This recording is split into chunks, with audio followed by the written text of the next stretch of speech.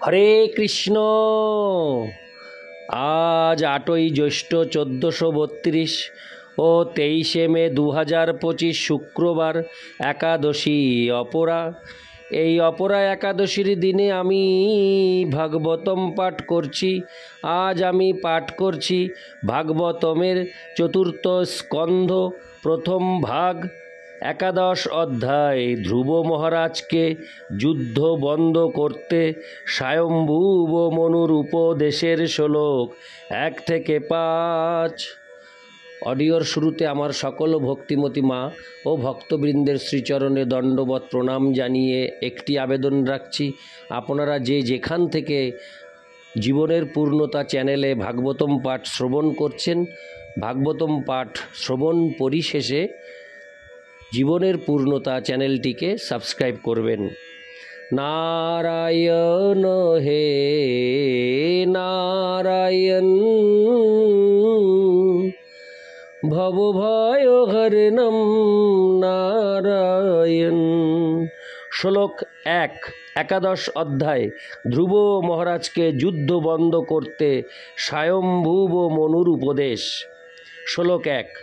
মৈত্রেয় উবাচ নিশম্য গদতামেব মৃষীণং ধনুষী ধ্রুব সন্দধে হস্ত্রমুপস্পৃশ্য জন্নারায়ণ নির্মিতম।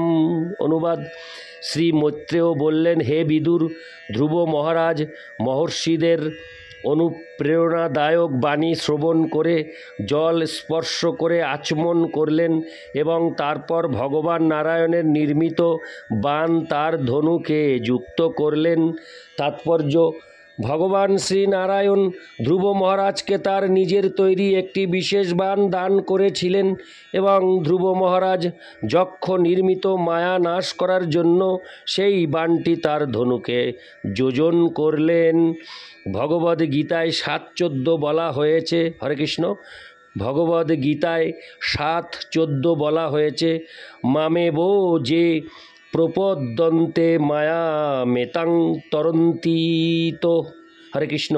তরন্তীতে। পরমেশ্বর ভগবান শ্রীনারায়ণ ব্যতীত কেউই মায়া শক্তিকে অতিক্রম করতে পারে না। এই যুগের জন্য শ্রী চৈতন্য মহাপ্রভু আমাদের একটি সুন্দর অস্ত্র দিয়েছেন, যে সম্বন্ধে শ্রীমদ্ ভাগবতে উল্লেখ করা হয়েছে, সাঙ্গ পাঙ্গাস্ত্র। এই যুগে নারায়ণাস্ত্র বা মায়াকে দূর করার অস্ত্র হচ্ছে অদ্বৈত প্রভু, নিত্যানন্দ প্রভু, গদাধর এবং শ্রীবাস আদি শ্রী চৈতন্য মহাপ্রভুর পার্শ্বদের পদাঙ্ক অনুসরণ করে হরে কৃষ্ণ মহামন্ত্র কীর্তন করা। ইতি শ্লোক 1। শ্লোক 2। সন্দীয়মান এতস্মিন্নায়া গুজ্জক নির্মিতা ক্ষিপ্রং বিনেশুর্বিদুর ক্লেশা জ্ঞানোদয়ে যথা। অনুবাদ: ধ্রুব মহারাজ ধনুকে নারায়ণাস্ত্র যোজন করা মাত্রই যক্ষ নির্মিত মায়া দূর হয়ে গেল। ঠিক যেমন পূর্ণরূপে আত্মতত্ত্বজ্ঞান লাভের ফলে সমস্ত জড় জাগতিক দুঃখ এবং সুখ দূর হয়ে যায়। তাৎপর্য: শ্রীকৃষ্ণের হরে কৃষ্ণ। শ্রীকৃষ্ণ সূর্যের মতো, আর মায়া অন্ধকার সদৃশ। অন্ধকারের অর্থ হচ্ছে আলোকের অনুপস্থিতি, তেমনি মায়া মানে হচ্ছে কৃষ্ণ চেতনার অনুপস্থিতি। কৃষ্ণ চেতনা এবং মায়া সর্বদাই পাশাপাশি রয়েছে। কৃষ্ণ ভক্তির উন্মেষ হওয়া মাত্রই জড় অস্তিত্বের মায়িক দুঃখ এবং সুখ তৎক্ষণাৎ দূর হয়ে যায়। মায়াম এতাং তরন্তি তে। হরে কৃষ্ণ মহামন্ত্রের নিরন্তর কীর্তন মায়ার মোহময়ী প্রভাব থেকে আমাদের সর্বদা দূরে রাখবে। ইতি শ্লোক 2। শ্লোক 3। তস্যার শাস্ত্রং ধনুষী প্রযুঞ্জত সুবর্ণ পুঙ্খা কলহংস বা শোষ বিনিশ্রিতা আবিবিশুর্দিশদ্দলং যথা বনং ভীমরবা শিখণ্ডীন। অনুবাদ: ধ্রুব মহারাজ যখন নারায়ণ ঋষি নির্মিত সেই অস্ত্রটি তার ধনুকে যোজন করলেন, তখন তা থেকে সুবর্ণময় দণ্ডযুক্ত এবং কলহংসের হরে কৃষ্ণ তখন তা থেকে সুবর্ণময় দন্তযুক্ত এবং কলহংসের পক্ষের মতো পালক সমন্বিত স্বরসমূহ নিঃসৃত হল।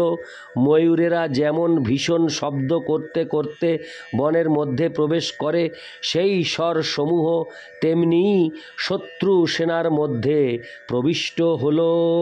ইতি শ্লোক 3। শ্লোক 4। তৈস্তিঘ্নধারৈ হরে কৃষ্ণ। শ্লোক 4। তৈস্তিঘ্নধারৈ প্রোধনে শিলিমুখৈরিতস্তত পুণ্যজনা উপদ্রুতা তমভ্যোধাবন কুপিতা উদায়ুধা সুপর্ণমুন্নদ্ধফনা ইবাহয়। অনুবাদ: সেই সমস্ত তীক্ষ্ণধার বাণ শত্রু সৈন্যদের বিচলিত করেছিল, যারা প্রায় মূর্ছিত হয়ে পড়েছিল, কিন্তু যুদ্ধক্ষেত্রে অন্য অনেক যক্ষ তাদের অস্ত্রশস্ত্র উত্তোলন করে হরে কৃষ্ণ উত্তোলন করে মহাক্রোধে ধ্রুব মহারাজকে আক্রমণ করার জন্য তার প্রতি ধাবিত হল। সর্প যেমন ফনা উন্নত করে গরুড়ের দিকে ধাবিত হয়, সমস্ত যক্ষ সৈনিকেরাও সেইভাবে তাদের অস্ত্র উত্তোলন করে ধ্রুব মহারাজকে পরাস্ত করার জন্য তার প্রতি ধাবিত হয়েছিল। ইতি শ্লোক 4। শ্লোক 5। স তান পৃষৎ কৈরভিধাবত মৃধে নিকৃত্য বাহুরু শিরোধরোদরান নিনায় লোকং পরমর্কমণ্ডলং ব্রজন্তি নির্ভিদ্য যমূর্ধ্বরেতস। অনুবাদ: ধ্রুব মহারাজ যখন দেখলেন যে যক্ষরা তার প্রতি এগিয়ে আসছে, তৎক্ষণাৎ তিনি তার বাণের দ্বারা তাদের খণ্ড খণ্ড করেছিলেন। তাদের শরীর থেকে বাহু, পা, মাথা, পেট আলাদা করে তিনি সেই যক্ষদের সূর্যমণ্ডলের উপরিস্থিত লোক প্রদান করেছিলেন, যা কেবল সর্বোত্তম ঊর্ধ্বরেতা ব্রহ্মচারীরাই প্রাপ্ত হয়। তাৎপর্য: অভক্তদের পক্ষে ভগবান বা তার ভক্তদের দ্বারা নিহত হওয়া মঙ্গলজনক। ধ্রুব মহারাজ নির্বিচারে যক্ষদের সংহার করেছিলেন, কিন্তু তারা তার হস্তে নিহত হওয়ার ফলে সেই লোক প্রাপ্ত হয়েছিলেন, যা কেবল ঊর্ধ্বরেতা ব্রহ্মচারীরাই প্রাপ্ত হন। নির্বিশেষবাদী জ্ঞানী অথবা ভগবানের হস্তে নিহত অসুরেরা ব্রহ্মলোক বা সত্যলোক প্রাপ্ত হন, এবং ভগবদ ভক্তের হস্তে নিহত ব্যক্তিরাও সত্যলোক প্রাপ্ত হন। এখানে যে সত্যলোকের বর্ণনা করা হয়েছে, সেখানে যেতে হলে সূর্যমণ্ডল অতিক্রম করতে হয়। অতএব বধ করা সব সময় খারাপ নয়। পরমেশ্বর ভগবান অথবা তার ভক্ত যদি বধ করেন অথবা কোনো মহান যজ্ঞে যদি কাউকে বলি দেওয়া হয়, তাহলে যিনি নিহত হলেন তার মঙ্গলই হয়। ভগবান অথবা তার ভক্তের দ্বারা বধের তুলনায় তথাকথিত জড়জাগতিক অহিংসা নিতান্তই নগণ্য।